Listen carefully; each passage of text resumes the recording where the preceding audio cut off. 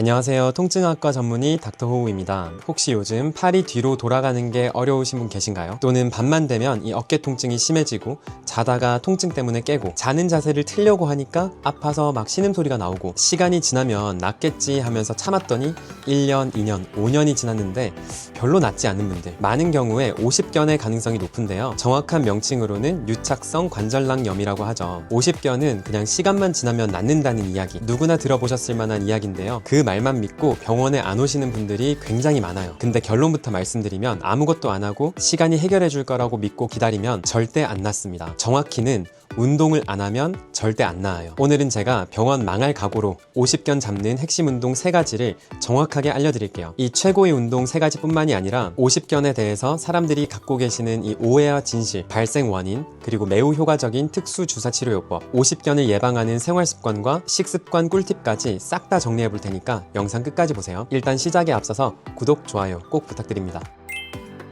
우리가 흔히 쓰는 용어인 오십견은 이름부터 어폐가 좀 있어요. 환자분들께서 이런 말씀 많이 하시거든요. 50견이요? 저 아직 쉰도 안 됐는데? 실제로 진료실에서 30대 또는 40대, 60대, 70대에 생기는 경우도 많이 보게 돼요. 의학적으로 정확한 명칭은 동결견 또는 유착성 관절낭염이에요. 그러면 왜 하필 50견이라는 명칭이 붙었냐? 과거에 환자분들이 주로 50대에 생긴다 해서 그냥 이 질환에 별명이 붙은 것 뿐이에요. 잘못된 이름 때문에 병이 오해를 받고 치료 시기를 놓치는 경우가 많습니다. 자, 그러면 동결견은 어떤 병일까요? 우리 어깨 관절인데요. 이렇게 뼈와 인대로만 이루어져 있지 않고 실제로는 관절낭이라는 주머니가 이렇게 어깨 관절을 싸고 있어요. 그런데 이 관절낭이 염증이나 유착 때문에 두꺼워지고 쪼그라들고 붙어버리는 거예요. 원래 관절낭의 역할은 어깨가 좀 더 부드럽게 움직이도록 하는 건데 이게 두꺼워지고 쪼그라들어서 붙어버리면 어깨가 움직이기가 훨씬 힘들어지겠죠. 그래서 동결견이 생기면 움직이려고 해도 안 움직여지고 아픈 거예요. 이게 단순한 근육통이 아닙니다. 어깨를 움직여주는 회전근개가 찢어진 것도 아니고 어깨가 빠진 것도 아니고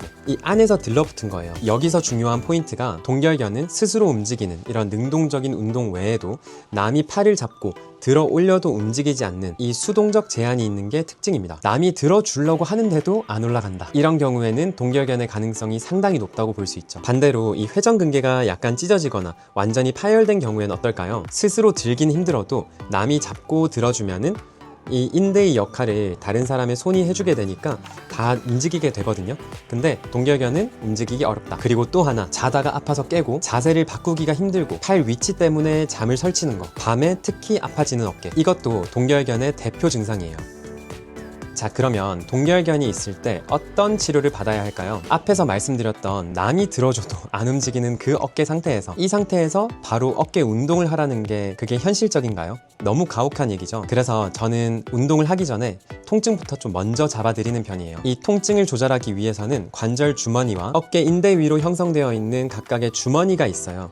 그 주머니 안에 있는 염증을 잘 풀어주는 게 정말 중요해요. 일반적으로 병원에서 가장 많이 풀어주는 부위는 이 관절 안쪽으로 직접적인 약을 넣어서 관절낭 자체를 풀어주는 것, 그리고 두 번째로는 극상근을 싸고 있는 주머니에 염증을 풀어주는 것, 이 두 가지를 가장 많이 하는데요. 저는 한 군데를 더 해드려요. 앞쪽에 있는 회전근개인 견갑 하근 위에 있는 주머니에도 염증을 풀어주는데요. 이 3가지를 다 풀어줬을 때 어깨가 가장 드라마틱하게 좋아져요. 정확히 주사해주면 동결견 환자에서 통증이 80에서 90%가 즉각적으로 좋아집니다. 저는 초기에 동결견 주사 치료를 할 때 스테로이드를 쓰지 않습니다. 주사 치료는 스테로이드다 이렇게 생각하시는 분들 많은데요. 그렇지 않아요. 정확한 위치에만 주사한다면 저농도 포도당 용액 그리고 국소 마취제 소량으로만 들어가도 염증 반응도 조절하고 회복을 훨씬 촉진시킬 수 있어요. 스테로이드를 못 맞으시는 분들이나 당뇨가 있으신 분들, 그런 분들은 특히나 자주 주사 맞는 게 부담이 되실 건데 안전하면서도 효과적인 선택지가 있다는 거 꼭 기억하세요. 이렇게 주사 치료를 하고 나면 환자분들의 반응은 주사 한 번 맞고 진짜 90% 이상 좋아졌다고 말씀을 하세요. 그런데 여기서 끝이 아니라는 겁니다. 동결견은 절대로 한 번에 낫는 병이 아니에요. 이렇게 좋아진 상태에서 반드시 운동을 해야지 이 붙어있는 관절낭이 서서히 풀리면서 완전히 회복되게 되는 거예요. 자, 그럼 지금부터 좋아진 어깨를 더 굳지 않게 다시 가동 범위를 완전히 되찾을 수 있게 집에서 하루 5분만 투자하면 되는 운동 3가지를 알려드릴 거예요. 지금 바로 따라해보세요. 첫 번째는 전방 거상 운동입니다. 굳은 어깨를 위로 치고 올라가는 운동인데요. 어깨를 위로 드는 동작, 즉 팔을 머리 위로 드는 동작을 회복시켜주는 운동이에요. 집에 있는 우산, 빗자루, 막대기, 아무거나 양손으로 잡아서 아픈 팔은 힘을 빼고 건강한 팔로 앞으로 들어 올립니다. 포인트는 아픈 팔에 힘을 절대 주지 마세요. 그리고 처음에는 90도 정도까지 조심해서 가보고 통증이 없는 선까지 천천히 더 올려보고 10초 유지하고 풀어주기. 아침 저녁으로 해주시고 10초씩 10회 반복해주시면 됩니다. 두 번째 운동은 외회전 운동인데 말 그대로 팔을 바깥으로 돌리는 운동이에요.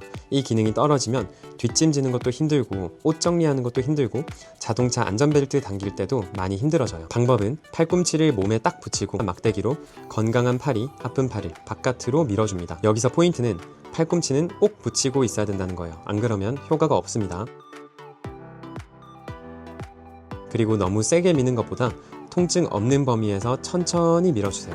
이 동작은 내회전보다 더 까다롭기 때문에 천천히 해주고 자주 해줘야 효과가 나타납니다. 이 운동도 전방거상 운동과 마찬가지로 아침 저녁으로 아주 느린 속도로 천천히 10회 반복해주세요.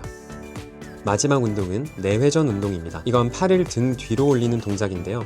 실생활에선 화장실 갔을 때 그리고 허리 뒤를 긁을 때 하는 동작입니다. 방법은 수건을 등 뒤로 걸고 아픈 팔이 아래, 건강한 팔이 위로 가도록 해서 건강한 팔로 수건을 천천히 위로 당깁니다. 아픈 팔은 힘을 주지 않고 자연스럽게 위로 따라오게 만들면 돼요. 너무 당기지 마시고 참을 수 있는 범위까지 간 다음에 10초 유지했다가 풀어주세요. 당긴다는 느낌보다는 쭉 늘린다는 느낌이 중요합니다. 다른 운동들과 같이 아침 저녁으로 해주시고 아주 느린 속도로 10회 반복해주세요.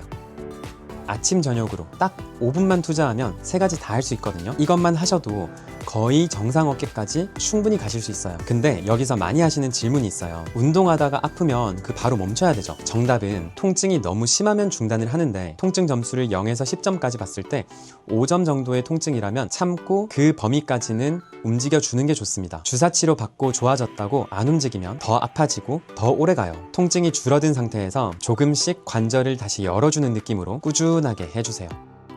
주사도 맞고 운동도 하고 많이 좋아지곤 있는데 또 생기면 어떡하죠? 혹시 음식이나 생활 습관이 도움되는 게 있을까요? 맞아요. 이게 분명 도움될 수 있거든요. 꿀팁을 바로 알려드릴게요. 우선 생활 습관 중에는 식습관이 의외로 영향을 많이 미칩니다. 실제로 당뇨가 있으면 동결견의 발병률이 3배에서 5배까지 높아진다는 연구도 있어요. 그만큼 혈당 조절, 인슐린 저항성이 어깨 관절의 염증과 유착 반응에 영향을 준다는 이야기죠. 그런데 정말 흥미로운 건 당뇨가 없는 분들 중에도 연말 연초에 회식이 많았다거나 탄수화물 섭취가 급증하신 분들에서 갑자기 이 어깨가 굳는 경우가 많다는 겁니다. 다시 말해 지방간의 가능성이나 인슐린 저항성이 높아진 것으로 의심되는 상황에서 동결견이 잘 생긴다는 거죠. 그래서 제가 환자분들에게 어떤 조언을 자주 드리냐면 운동 열심히 하시면서 식단도 잠깐만 바꿔봅시다.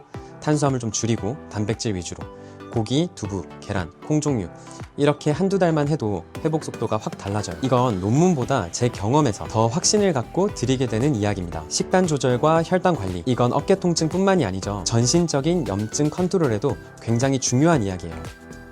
그러면 생활 습관 중에는 어떤 게 중요할까요? 너무 오래 한 자세로 앉아 있거나 아픈 어깨가 아래로 가도록 해서 잠을 자는 자세, 어깨를 이렇게 움츠려서 라운드 숄더로 생활하는 자세, 이런 것도 동결견의 악화 요인이 될 수 있어요. 정기적으로 어깨를 뒤로 쭉쭉 이렇게 스트레칭을 자주 해주고 또는 팔을 여기 고정시켜 놓고 어깨를 뒤쪽으로 많이 돌려주는 이런 작은 스트레칭 습관을 평소 생활 습관에 꼭 넣어보세요. 재발 방지에 큰 도움이 될 겁니다. 자, 오늘 영상을 정리해 드릴게요. 50견이란 말은 사실 틀린 표현이다. 정확한 명칭은 동결견 또는 유착성 관절낭염이고 이게 시간이 지나면 낫는다고 믿는 경우가 많은데 적절한 운동과 스트레칭을 하지 않으면 안 나아요. 실제로 10년간 가동 범위가 안 돌아오는 경우도 많아요. 통증이 심할 땐 무조건 참고 운동하지 마시고 우선 적절한 치료를 받으세요. 특히나 이 앞쪽 회전근개를 덮고 있는 곳까지, 이곳까지 정확하게 초음파를 보면서 주사 치료하면 한 번의 주사 치료에도 스테로이드를 안 쓰더라도 통증이 80% 이상 좋아질 수 있어요. 그리고 통증이 줄어들면 바로 운동을 하는데 전방 거상 운동, 외회전 운동, 내회전 운동이 너무너무 중요하다. 마지막으로 식습관도 중요하다 했죠. 당뇨가 있으면 발병률이 3배에서 5배 높아지고 당뇨가 없더라도 탄수화물 많은 식사, 과한 회식 이거 영향을 주거든요. 그러니까 어깨가 안 좋다면 저탄수 고단백 식사를 한두 달 정도는 좀 해볼 필요가 있다. 동결견에 대해서 하나부터 10까지 좀 꼼꼼하게 정리를 해봤는데요. 영상이 여러분들께 도움이 되었으면 좋겠습니다. 항상 건강하시고 영상에서 알려드린 운동은 꼭 해보세요. 감사합니다.